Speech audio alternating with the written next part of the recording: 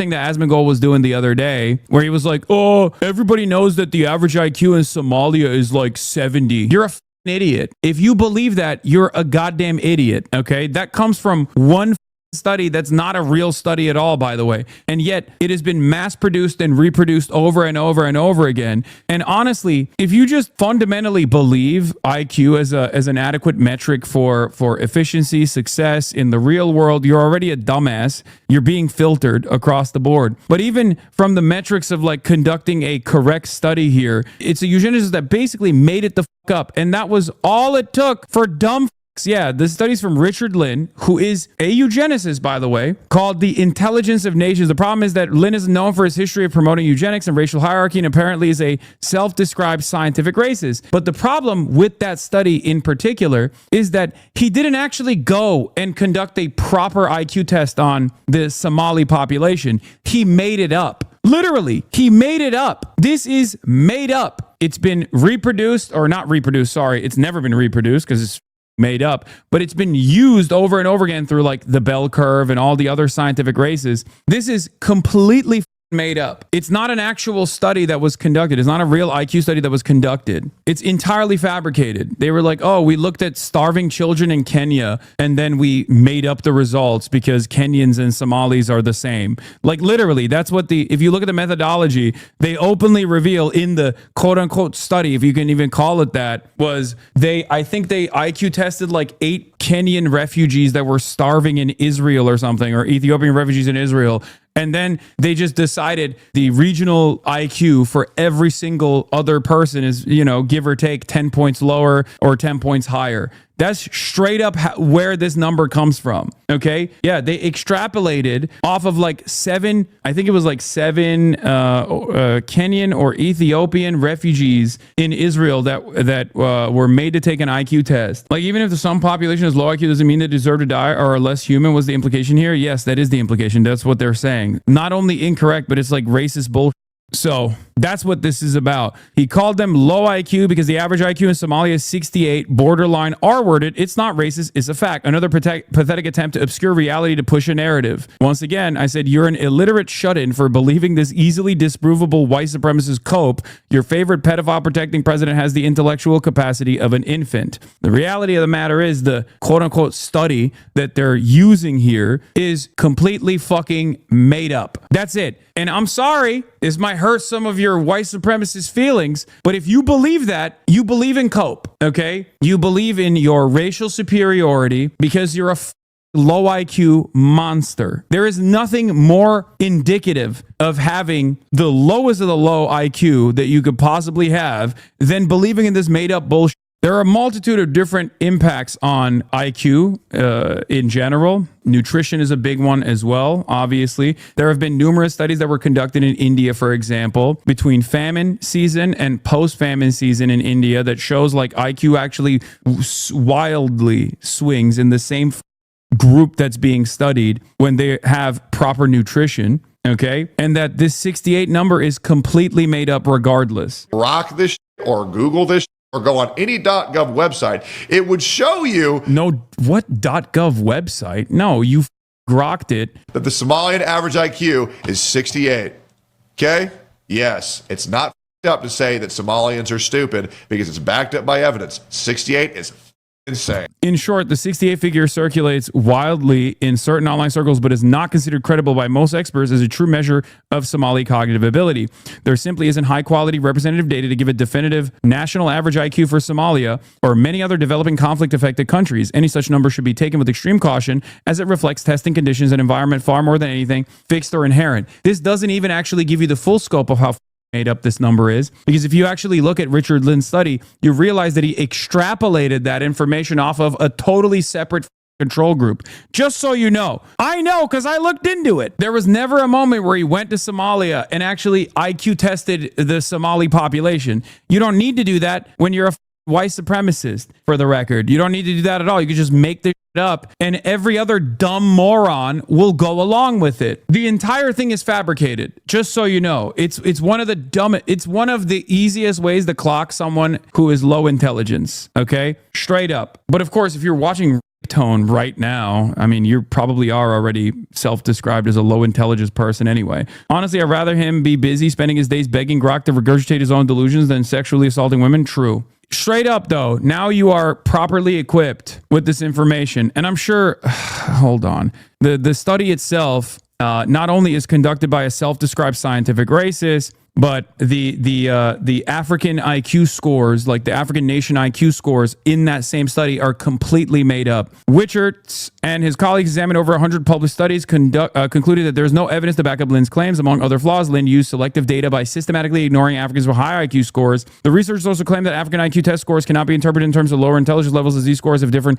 psychometric characteristics that Western IQ test scores. Until now, the incomparability of Western and African IQ scores has never been systematically proven. It's not even that. The reason why it's been debunked is because they looked at the methodology that Richard Lin utilized in his quote unquote study, and they found out that he was just making those numbers up. Okay. He was making those numbers up. He didn't do random sampling, but he didn't do any sampling at all when it came to the Somali population. Okay. He didn't do any sampling at all. He just completely made it up. I'm not even joking when I say this. The most famous quote unquote white supremacist study on African nations and their average IQs comes from one self-described scientific racist who made those numbers up. To me, it is the greatest indication that you are a moron. You are unironically a low intelligence person, a low IQ person, if you believe it, because you're coping. That's it. You want to cope. You want to cope with the fact that maybe you are not superior to anybody else, and you lean into racial superiority as a lifeline to make yourself feel more important. Okay? That's it. That's why white supremacy is loser shit.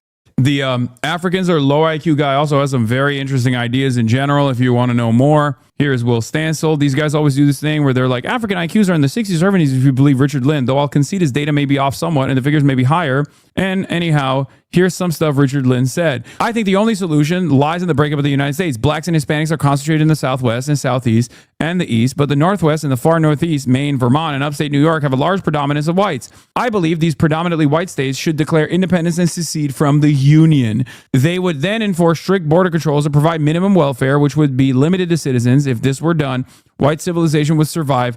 Within is this handful of states. Undated interview with Fascist Magazine right now. That's Richard Lin, okay? In his review of Raymond Cattell's A New Morality from Science, Beyondism, he says, Richard Lin says, if the evolutionary process to bring its benefits, it has to be allowed to operate effectively.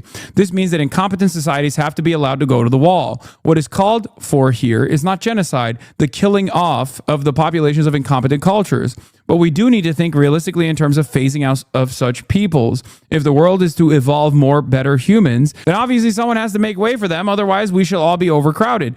After all, 98% of the species known to zoologists are extinct. Evolutionary progress means the extinction of the less competent. To think otherwise is mere sentimentality. He is an absolute moron. This is literal Nazism, Jesus Christ. Yes, he's a fascist. He is an open white supremacist, chatters. Yes. It is the purest expression of fascist lunacy. I used to often talk/debate with Lin by mail and on ResearchGate before his death. His views evolved, still a bigot, but not that bad in the past decade. That's crazy. Also, he's dumb. This is not how evolution works. Lamau, I know. What is this? Asmondgold molding over new video debunking IQ. Just dropped. Exposing the grift. Debunking Asmondgold on IQ in less than 10 minutes. If you score us against their norms, we would have an average IQ of 130. Now, this has raised all sorts of questions. Were our immediate ancestors on the verge of mental retardation? Because 70 is normally the score for mental. I did not expect a guy on a TED Talk to say that in an academic setting, too. Mental retardation. Or are we on the verge of all being gifted? Because 130 is the cutting line for giftedness. James Flynn, the political scientist who documented this pattern, showed that IQ scores increased roughly 3 points per decade. Wait, isn't the other guy's name Richard Flynn? What's up with the Flynns, man? Or no, it's Richard Lin. Me up for a second. in many countries throughout the 20th century. So, if IQ were purely genetic and fixed, that kind of rapid change would be impossible. Evolution does not move that fast. Your great-grandparents were not biologically inferior to you. They just lived in a world with less formal education, less exposure to abstract symbols, less complex media, and different cognitive demands. Which means IQ scores are sensitive to the environment and improve when the environment improves. Access to schooling, nutrition, healthcare, the complexities of daily life, all of these things are relevant, and none were accounted for in Lin's work. Because of course they weren't. Lin was a self-described I think there's only one IQ test that I personally think is real, and that is if you believe in Richard Lin's work. That means you are objectively low IQ. That's the greatest IQ test of all time. If you turn around and you're like, oh, Somalis, average IQ is 70, then yeah, you're low IQ objectively. Okay. Outside of that, there's not a lot of utility for it. It just basically shows you that you're good at taking the test in general. The assertion that the average IQ of Africans is below 70 is not tenable, even under the most lenient of inclusion criteria. Because Lin missed a sizable portion of the relevant literature, their estimate of average IQ of Africans is clearly too low. Combined, the current systematic review and the results of our review of Raven's test suggests that the average IQ of African test takers is close to 80. We believe that the accuracy of estimates of national IQ of sub-Saharan African countries can be improved considerably. What Wichertz is saying here is that Lin conducted bad science and that the average estimated IQ of Why is no one talking about how he conducted this science to begin with? There has never been a serious, comprehensive IQ test in every single African nation, even outside of the complications revolving around doing this universal IQ test. But the 68 average IQ number unironically comes from Richard Lin making it up. That's what's so crazy about it. He just made it the It's literally a filter. It is a filter for stupidity. If you are stupid enough to believe it, then you probably have low IQ. Poverty-stricken African people is actually close to average, which is usually defined as between 85 to 115. If their environment improves, so too with their average IQ This is also scores. true. There have, however, been IQ tests that have been conducted on the same population to figure out if environmental factors play a significant role. And the environmental factors, they found out, play an incredibly significant role with a 20-point distribution. When people were made to take IQ tests, I forget where, there was a control population that was made to take IQ tests during a famine period. And the same people were then made to take an IQ test when there was no famine taking place, and there was basically like a 30-point increase on the average IQ. And so you're saying affluent people have higher IQ? No, dumbass. No, I'm saying environmental factors play a role. The test was conducted to specifically figure out if hunger, for example, played a role in how you actually take this test, like what your results look like. Oh my God. It's super basic when you think about it. Starving people are going to have worse results in general on not just an IQ test, but on virtually everything. Like malnutrition decreases the likelihood that you will score high on an IQ test or any test for that matter. You could probably figure that out on your own. You probably didn't even need to really study it, but someone did. We are talking about countries that have faced civil war, famine, disrupted schooling, disease, and extreme poverty, not to mention constant exploitation by Western countries that literally persist to this day. The phone you're watching this video on contains cobalt, a chemical element that is abundant in the Congo. This element is mined using child labor in the Congo, and not only does this mining degrade the environment and pollute the local water system, it results in birth defects of the children born there as they have high levels of cobalt and uranium in their blood. In 1996, the American Psychological Association's Task Force on Intelligence explicitly warned that environmental factors such as education, nutrition, and health significantly influence IQ test performance. If you ignore those variables and jump straight to biology, well, you're not following the science. So this brings us back to Zach's tweet. Yes, this claim is racist because it was made by a racist whose entire purpose was to denigrate an entire continent to uphold white supremacist narratives like eugenics. The claim wasn't a fact because facts survive scrutiny. Just wait to see how he responded to this video. Let me guess. Not based. Keep coping. I bet this guy's also black and therefore low IQ. I'm not being racist, chat. I'm just stating facts. Don't collapse the moment you ask who collected the data and whether Unbased. other researchers could replicate those results. If your worldview requires Somalia or any other African country to be permanently capped at 68 IQ in order to make sense, then the science wasn't the point. The conclusion is, and that, ironically, is narrative pushing. That was a great video. Wow, this guy's awesome. Yeah, based. I'm giving the Birdman a yeah based. This is good. This guy is cool. He makes videos like going after these like unironically low IQ grifters on the right. Context in Charlie Kirk exposing the grift. The critical drinker chats about the Birdman. What is this channel, man? Exposing the grift. Kino Flex tries to defend the critical drinker. Everything wrong with CinemaSins. Total recall in 21 minutes or less. Exposing the grift. Eric July doesn't understand socialism. I'm gonna say yeah based. I'm giving the video booms. Think about it like it's 5 big booms though.